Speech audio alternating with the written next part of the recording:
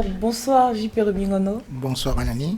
C'est un réel plaisir de vous avoir en face de moi. Hein. Il faut dire que votre parcours me fascine, mais ça ne veut pas dire que je ne vais pas être assez dure avec vous. Vous êtes battu d'entrée de jeu.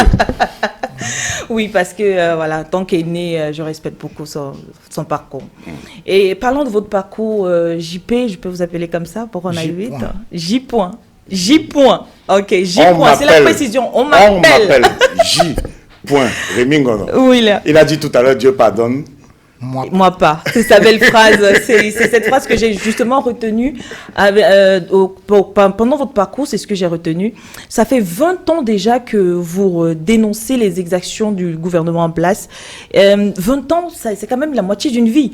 Est-ce que ce n'est pas, on peut pas parler là d'un acharnement, étant donné que bien sûr, c'est rare de vous entendre dans vos prises de position apprécier quelque chose, apprécier une action menée par le gouvernement en place. Le gouvernement en place a un ministère de la communication. Oui. Un journaliste, quand il est journaliste d'investigation comme moi, doit d'abord chercher des failles. Et moi, je devrais dire que j'ai vu trop de failles au niveau du régime Biya. Lorsque vous me demandez de pouvoir trouver les côtés favorables, que devrais-je trouver comme côté favorable? Première des choses, c'est un régime misogyne, puisque vous allez trouver que vous, Anani, malgré votre talent, ayez n'importe quel diplôme, ayez n'importe quelle capacité, vous ne serez jamais ministre des Finances, ministre d'un grand département au Cameroun. Deuxième des choses. J'avais tant qu'à été ministre de l'économie. Oui. Vous prenez, c'est l'exception qui confirme la règle. Et c'est tout. Donc, vous voyez 42 ans au pouvoir. Deuxième des choses. Je me trouve dans un pays où on vous dit qu'il y a par exemple l'égalité de chance. Et je me rends compte que cette égalité et cette justice n'existent pas. Pourquoi? Parce que lorsque vous allez voir l'ENAM, on va vous dire que le fils et la fille du président sont rentrés et pour aller composer, on les a mis dans une voiture et puis ils sont repartis, ils ont eu leur diplôme sans jamais faire quoi que ce soit. Je me bats pour la justice. Je me bats pour que chacun, le fils du pauvre, puisse aussi bénéficier de quelque chose. Je suis issu d'un milieu très défavorisé.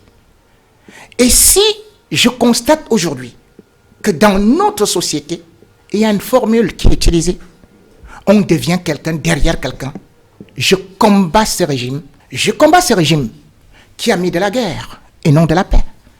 Je me bats contre ce régime qui a été 2 fois champion du monde de la corruption. Je me bats contre ce régime où les journalistes sont assassinés comme Ouazizi. Et donc aujourd'hui, on n'a pas encore vu le corps. On a vu Martinez Zogo, nu. Oui, l'hymne du Cameroun. Au Cameroun, berceau de nos ancêtres, autrefois tu vécu dans la barbarie. Aujourd'hui, on est retourné à ça. Je me bats pour que chacun d'entre nous puisse aussi bénéficier des ressources que nous avons. Nous sommes un pays grassement riche et béni de Dieu. Matières premières, richesses minières. Mais on vous fait comprendre que ce sont les mêmes individus qui s'enrichissent. Je me bats pour que chacun d'entre vous, chacun des Camerounais puisse avoir au moins accès à la santé. On nous a dit santé pour tous en l'an 2000. Mais allez voir les femmes qui sont retenues dans les hôpitaux avec des enfants.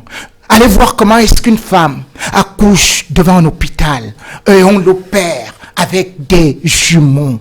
Allez voir un régime où, quand moi j'allais à l'école, je prenais de l'eau dans des fontaines et je me lavais. Aujourd'hui, il n'y a pas d'eau. Et aujourd'hui, je me rends compte qu'il n'y a pas d'électricité. Et pendant ce temps, on ne fait que dire encore au peuple qui est totalement déjà habitué à une seule formule, serrer la ceinture, de sceller jusqu'aux os. trop, c'est trop. Et c'est pour cela que je ne peux pas lâcher mon combat.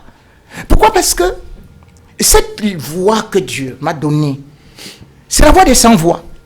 Et c'est pour ça que je me définis comme fourmi magnant. Ils sont des gibiers, mangent tout le monde. Mais moi, je suis une petite fourmi. Mais il y a toujours un adage qui dit: les châteaux des empereurs peuvent tomber, mais la fourmi aura toujours son abri.